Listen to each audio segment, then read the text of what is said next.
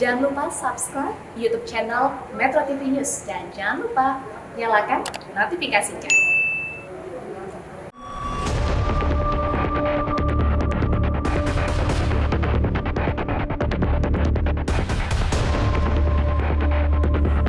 Pemprov DKI Jakarta telah berkoordinasi dengan pemerintah pusat terkait penanganan pandemi di wilayah Jakarta dan Bodetabek. Wakil Gubernur DKI Jakarta Ahmad Riza mengatakan pemerintah pusat sudah menyanggupi pembangunan fasilitas kesehatan di wilayah Bodetabek. Pembangunan itu diharapkan mengurangi beban rumah sakit di Jakarta yang semakin penuh dengan pasien COVID-19. Pemerintah pusat itu akan membantu mudah-mudahan meningkatkan kapasitas kemampuan dari daerah-daerah di luar Jakarta yaitu Botabek, ya, apakah rumah sakitnya, tenaga kesehatannya, tempat tidurnya, kemudian ruang ICU dan lain sebagainya, itu harapan kami sehingga yang selama ini kami melayani menampung tidak kurang dari 24%, bahkan bisa sampai 28-30% pasien dari non Jakarta. Mudah-mudahan ke depan dengan dukungan dari pemerintah pusat yang akan membantu daerah Botabek ya di luar Jakarta nanti bisa tertampung di daerah masing-masing. Kemudian lagi yang di Jakarta maka okupansinya semakin menurun. Langkah Pemprov DKI meminta pusat mengambil alih penyediaan fasilitas kesehatan di respons anggota Dewan. Anggota DPD DKI Gilbert Simanjuntak mengatakan penyediaan vaskes tidak mungkin dalam waktu singkat. Menurutnya, persoalan penuhnya rumah sakit di Jakarta harusnya bisa diselesaikan apabila Gubernur DKI mau berkoordinasi dengan Gubernur Banten dan Jawa Barat. Wakil Gubernur mengatakan biar pemerintah pusat membangun vaskes yang baru. Membangun vaskes baru tidak bisa dalam waktu singkat. Karena alasannya kan agar diadakan vaskes. Yang kedua, ini kan hanya sifatnya koordinasi dengan Gubernur Jawa Barat dan Banten. Artinya koordinasinya dengan mereka juga tidak baik. DKI Jakarta sedang berjibaku melawan virus corona. Berdasarkan data corona.go.id, jumlah kasus aktif di DKI Jakarta saat ini sebanyak 23.400 kasus, dengan tingkat kesembuhan 89% dan tingkat kematian 1,6%. Sementara itu, tingkat keterisian rumah sakit mencapai 84%, baik untuk ruang perawatan maupun isolasi. Dengan komposisi 60% merupakan warga Jakarta dan 24% warga non-Jakarta. Tim Liputan Metro TV. Pemirsa, apa sebetulnya maksud pernyataan pemerintah Provinsi DKI Jakarta meminta pemerintah pusat untuk bisa mengambil alih persoalan fasilitas kesehatan di Jabodetabek? Sudah bergabung bersama saya Gubernur DKI Jakarta, Anies Baswedan. Selamat malam, Pak Gubernur. Selamat malam, Mbak Zilvia. Pak Gubernur, langsung saja benarkah Pak permintaan agar pusat mengambil alih persoalan vaskes di Jabodetabek itu adalah tanda kalau DKI sudah menyerah menangani COVID-19 di DKI Jakarta? Tidak benar bahwa DKI meminta pengambil alihan dan kami justru dari awal, kalau boleh cek catatan, yang pertama mengumumkan kasus COVID adalah DKI. Yang sejak awal menyampaikan bahwa ini adalah persoalan jangka panjang dan DKI. Karena itulah DKI serius sampai sekarang dan di masa yang akan datang. Dan DKI tidak pernah sedikit pun memberikan pesan bahwa kami kewalahan. Tidak, memang tantangannya besar. Tapi kami bersiap. Bahkan saat ini fasilitas rumah sakit milik DKI yang disiapkan untuk menangani COVID 63%. Kenapa? Ya karena kita bersiapnya sejak tahun lalu. Kenapa tahun lalu bersiap? Karena kita sejak tahun lalu sudah belajar dari tempat lain, membaca sejarah bahwa pandemi ini tidak akan sebulan 2 bulan. Itu kita persiapkan. Pada hari ini kita sudah siap 63% dari rumah sakit kita. Itu disiapkan untuk COVID. Rumah sakit milik DKI. Kok bisa 63% sekarang? Ya, karena kita bersiapnya sejak kemarin.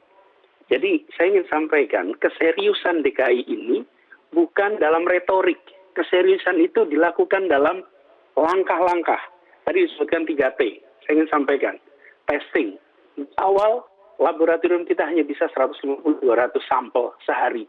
Hari ini, per minggu ini saja, kita 131.000 testing.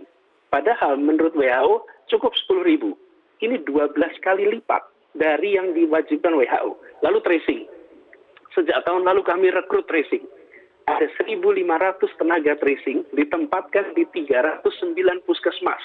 Ini sunyi, tidak terlihat apa yang mereka kerjakan tracer ini. Setiap ada kasus, lalu dicek siapa saja yang punya interaksi. Contohnya saya nih, saya pernah merasakan COVID. Saya tahu kenapa saya COVID, karena saya dites. Kenapa saya dites? Karena waktu itu Pak Wagub terpapar COVID positif, ada beberapa orang terpapar, lalu dilakukan kontak tracing. Lalu saya dites. Ketika saya dites, ternyata saya positif. Setelah saya positif, saya isolasi. Konsekuensinya apa? Di rumah tidak ada yang terpapar. Padahal saya tinggal di rumah. Tapi begitu saya tahu bahwa ada kasus positif pada diri saya langsung isolasi mandiri.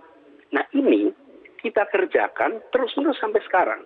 Jadi DKI Jakarta amat serius, DKI Jakarta terus ambil tanggung jawab, dan DKI Jakarta tidak pernah sedikit pun bergeming di dalam menghadapi tantangan yang besar ini. Baik, Pak Anies, kalau tadi Anda katakan DKI paling siap, amat serius, testing kita paling tinggi. Tapi apa yang melatar belakangi wakil Anda mengatakan bahwa meminta Gubernur DKI Jakarta Anies Baswedan sudah berkoordinasi dengan pemerintah pusat, berharap supaya pemerintah pusat bisa mengambil alih, memimpin soal fasilitas kesehatan di Jabodetabek. Apa maksudnya itu, Pak Anies? J-nya dihilangkan dalam percakapan itu. Jabodetabek. Yang dibicarakan adalah Debotabek. Debotabek itu kawasan di sekitar Jakarta. Kenapa? Apa yang terjadi? Ketika kapasitas rumah sakit di Jakarta itu meningkat, maka kami ini menghandle 24-30% pasien di Jakarta adalah dari luar Jakarta. Jadi kalau tadi disebutkan angka keterisian rumah sakit 86%, 84%, kalau itu hanya warga DKI, maka itu 60%. Ya. Karena yang 24% itu dari luar Jakarta. Nah, mengapa terjadi? Karena ada masalah kapasitas. Ada bukan jumlah tempat tidur saja, tapi juga tenaganya. Ya. Nah, itulah yang perlu didukung. Ini di luar wilayah DKI. Jadi, kalau itu adalah wilayah DKI, pasti bagian dari persiapan kita. Karena ketika kita menyiapkan, dari tahun lalu ya, kita melakukan konversi. Bayangkan, dari 8 rumah sakit, lalu menjadi 30-an rumah sakit, lalu menjadi 80-an rumah sakit, dan sekarang 101 rumah sakit. Itu tidak bisa mendadak. Dan itu harus dengan pandangan bahwa ini akan panjang. Tapi kalau kita melihat pandemi ini bilangnya begini, oh ini sebentar lagi selesai, efeknya apa? Tidak bersiap-siap untuk panjang. Kami dari awal sudah mengatakan ini genting. Dan saya ingat ketika saya mengatakan genting, banyak yang mengatakan menakut-nakuti. Tidak, ini sekarang sudah setahun kemudian. Dan kita masih berhadapan dengan virus ini. Masih berhadapan dengan pandemi ini. Karena kita tahu ini akan panjang, maka kita siapkan kapasitas. Nah, kami bisa mengerjakan itu di Jakarta. Baik. Tapi masalah ini sudah bukan hanya di Jakarta. Ini adalah masalah seluruh Indonesia. Karena itu, kaitannya dengan wilayah-wilayah sekitar Jakarta adalah perlunya dukungan agar ada percepatan tadi kapasitas testing, kemudian penambahan kapasitas tracing. Saya perlu sampaikan, Mbak Zilvia, kapasitas tracing kita itu dibantu pemerintah pusat. Kami itu koordinasi terus dengan BNPB, Gugus Tugas Nasional. Itu kami membutuhkan tenaga, kami akan merekrut 1.500, dan kami dibantu pembiayaannya oleh BNPB, oleh Gugus Tugas Pusat. Jadi bukan kemudian kok kami sendiri, bukan. Kami punya kebutuhan, diminta dukung pusat. Nah, bila berbagai wilayah itu minta bantuan pusat, karena nggak semuanya bisa dikerjakan oleh kita saja, maka kita akan memiliki kesiapan yang lebih baik bersama.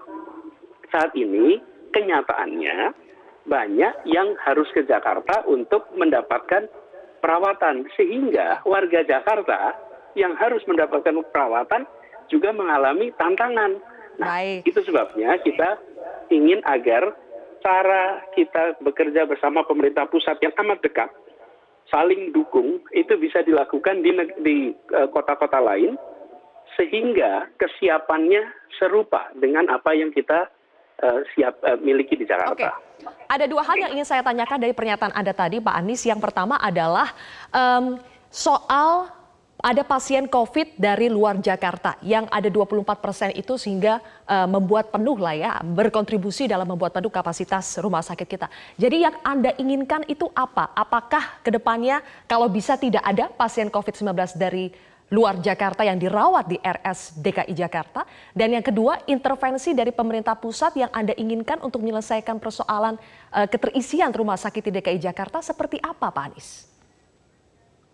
Nomor satu, kita tidak pernah membedakan di dalam pelayanan antara warga Jakarta dan bukan warga Jakarta. Silakan ditanyakan pada para pasien. Semuanya ditangani karena mereka adalah warga negara Indonesia, bangsa kita, dan ini adalah ikhtiar kemanusiaan, dan ini perintah undang-undang. Jadi kami tidak pernah membedakan. Nah, sekarang, kasihan warga yang harus bepergian ke Jakarta untuk melakukan testing, untuk melakukan treatment. Karena untuk testing saja ya, saya perlu sampaikan di sini, ketika warga di daerah lain harus testing, di Jakarta ini, saya ambil datanya nih biar nggak salah, bahwa 26% dari yang melakukan di Jakarta adalah warga luar Jakarta. Jadi masalahnya bukan kami keberatan saja, bukan. Tapi warga kasihan kalau mereka harus selalu ke Jakarta untuk testing. Bila kapasitas testing itu ada, lalu tracing itu juga ada. Kemudian tempat untuk isolasi, baik isolasi rumah sakit maupun ICU juga cukup, maka bagi warga jauh lebih leluasa. Kalau bagi kita di Jakarta ini, selama masih di dalam batas yang terkendali, bagi kami salah. Karena tenaganya pun tambah. Kami merekrut 1.400 tenaga medis tambahan selama beberapa bulan terakhir ini. Sehingga semua fasilitas kesehatan kita punya tenaga tambahan. Dan itu indikasinya sederhana. Mereka yang berada di rumah sakit tidak terbebani seperti awal-awal krisis. Pada awal krisis itu berat sekali karena jumlah tenaga medisnya dengan jumlah yang pasien harus tangani tidak proporsional. Lalu kami lakukan rekrutmen lebih dari 1.400. Nah, jadi poinnya bukan Jakarta keberatan. Ini justru untuk warga. Biar warga kita di mana saja bisa mengakses fasilitas kesehatan yang dekat. Dan kita harus dirawat. Kami dirawat, kami menyaksikan. Tadi saya ke rumah sakit. Hari yang lalu saya ke rumah menginspeksi kondisi. Itu yang ditemukan apa? Bahkan ditemukan di tempat parkir, di tempat tinggal, ada ruang tunggu. Mereka yang keluarganya dirawat, mereka datang dari luar kota, jauh-jauh ke Jakarta. Harus menginap di hotel di sini, menemani keluarganya. Bayangkan, bila warga bisa mengakses fasilitas itu di tempat mereka tinggal. Jadi, sekaligus juga, untuk pesan, jika melihat angka 84% di Jakarta, itu 20-30% itu bukan angka dari DKI. Tapi kan kalau provinsi lain, angkanya hanya warga provinsinya, bukan? Baik. Kalau Jakarta, angka keterisian 84%, sebetulnya kalau hanya DKI, 60%. Kalau 60% masih terukur gitu. Oke, Pak Anies, kita harus jeda terlebih dahulu sambil memperbaiki komunikasi Anda. Tapi nanti kita akan lanjutkan dengan statement terakhir Anda bahwa Jakarta tidak keberatan. Tapi yang jelas dengan adanya warga dari luar Jakarta ini menambah beban tidak hanya bagi rumah sakit di DKI Jakarta, tapi juga bagi warganya itu sendiri. Lantas apa solusi koordinasi yang bisa dilakukan baik itu pemerintah DKI Jakarta, pemerintah di luar DKI Jakarta, dan pemerintah pusat? Kita akan bahas lebih jauh lagi pemirsa, usai jeda.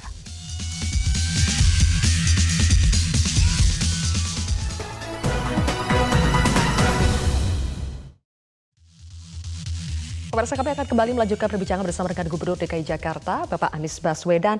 Pak Anies, jadi solusi yang diharapkan kalau dari pemerintah pusat kan sebetulnya dari dulu sudah berusaha Pak untuk menambah tempat isolasi dengan menyediakan Wisma Atlet disulap menjadi rumah sakit darurat. Ada sekitar 5.994 unit di situ yang kebetulan terletak di DKI Jakarta. Apakah itu tidak cukup Pak? Penambahan vaskes seperti apa yang Anda inginkan? Koordinasi seperti apa yang sudah Anda lakukan di antara pemerintah Bodebek untuk menambah vaskes ini? Saya rasa bukan keinginan saya ya.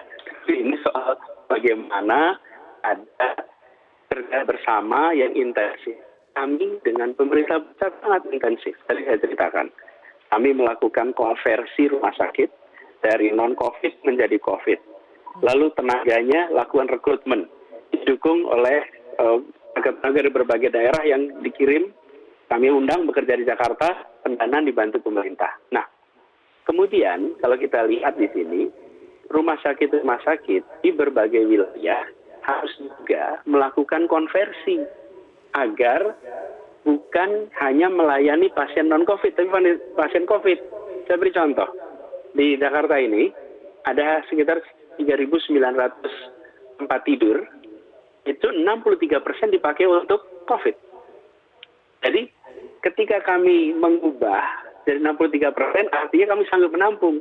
Nah, banyak kejadian di daerah tetangga sudah berada di rumah sakit, tapi ketika ditemukan COVID, rumah sakit itu tidak punya tempat untuk pasien COVID. Sehingga dia harus dipindahkan. Kenapa? Karena rumah sakitnya tidak cukup menyiapkan jumlah tempat tidur untuk COVID. Jadi kalau misalnya di rumah sakit itu ada 200 tempat tidur, tapi yang disiapkan untuk COVID hanya 20, artinya 10%. Nah, di situ letak masalahnya. Jadi bukan rumah sakitnya kurang.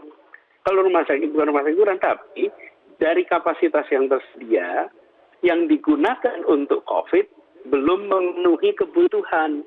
Akibatnya ketika dia konfirmasi positif, dari rumah sakit itu pun harus pindah mencari rumah sakit yang bisa menangani COVID. Nah, mencari yang paling mudah adalah dapat apa? Kenapa? Ada call center di kita. 112, telepon ke situ, nanti kita bantu mencari dapatkan rumah sakit. Apa? Karena rumah sakit di Jakarta dalam satu jaringan. Kemudian datang ke satu rumah sakit, di situ penuh, kita akan bisa refer ke rumah sakit lain. Karena di Jakarta kita bangun sistemnya. Jadi kami bersyukur bahwa mereka bisa mendapatkan pelayanan. Dan Mbak Sylvia, saya harus sampaikan, saya sebagai survivor COVID ini, saya pernah merasakan betapa tidak sederhananya terkena COVID itu. Seperti saya di awal tanpa gejala, setelah 3-4 hari mulai terasa, saya statusnya sedang. Jadi ada yang tanpa gejala, rendah, sedang, berat. Saya merasakan sedang. Dalam situasi begitu perlu pelayanan cepat.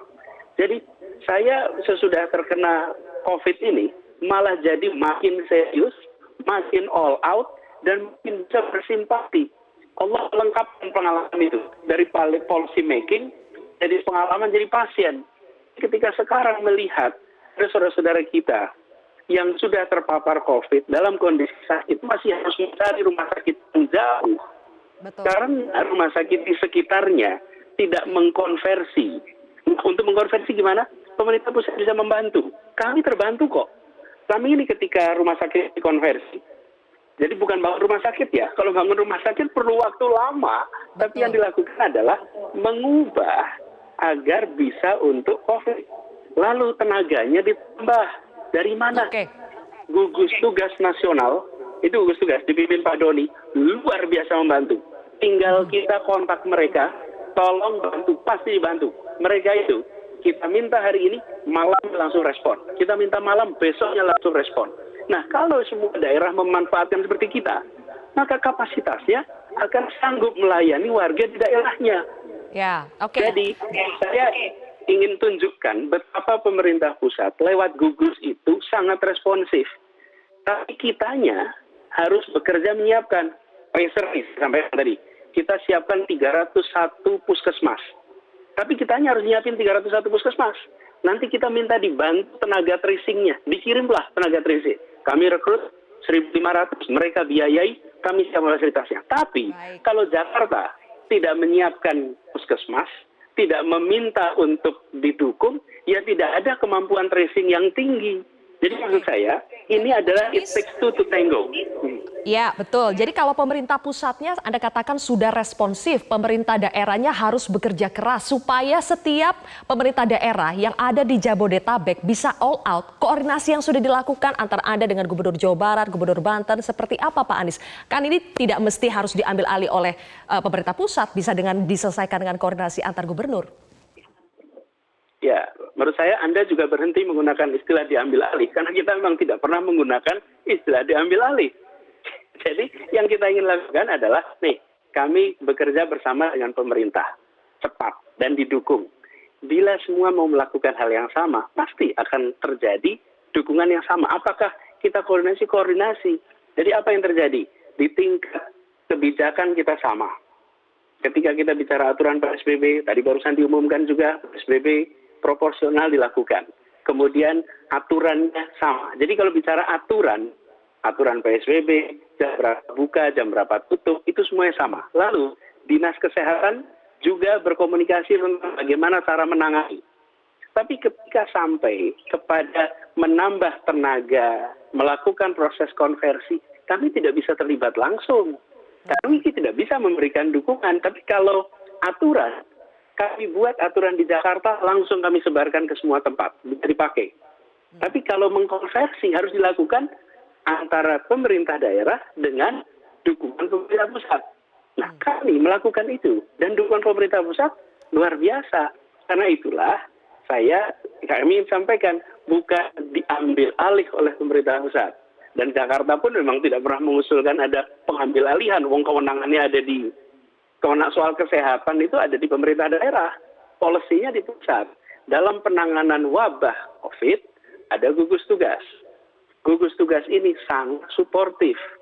Untuk mereka bisa bermanfaat bagi rakyat, kitanya yang menjadi pemerintah daerah nih, harus menyiapkan langkahnya, lalu minta dukungannya. Jadi, yang perlu saya sampaikan di sini, ada kewenangan yang DKI bisa kerjakan. Tapi ada kewenangan yang bukan memang kewenangan kita. Kalau di luar wilayah Jakarta, kami tidak bisa.